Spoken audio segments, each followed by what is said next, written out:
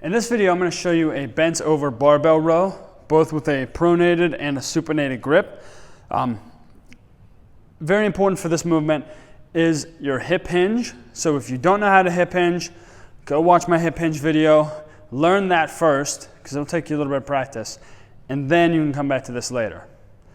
If you don't know that movement yet, go find an easier variation of a row. I'm serious. What we're going to do, for those of you who are ready for this and can proficiently hip hinge, is we're going to line up, almost like we're going to deadlift or do an RDL, with our bar right in front of our shins. We're going to what? Hinge our hips back. Right? Isn't that nice? That's a nice groove right there, that movement. Now, keeping a neutral back position, meaning we're not rounded over, we're keeping tension in our upper back and our shoulder blades.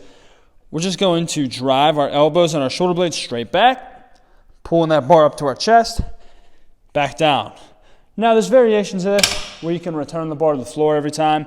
In this case, we're just keeping it off the floor and maintaining that tension even at the bottom of the movement all the way throughout. Now as you can see as I do this, my palms are facing in towards me. So that's my pronated grip. It's basically the same thing with a supinated grip. The only thing I would say is you might want to move your hands in a little bit closer to kind of hug your side with your elbows.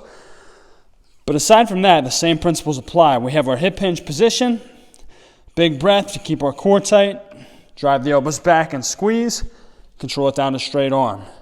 Squeeze, control it down to straight arm, return it to the floor when we're done. Again, making sure you know how to do that hip hinge and keep your core tight so that we're not losing that tension in our back and our hamstrings as we go through that movement is imperative for the safety and effectiveness of a barbell bent over row.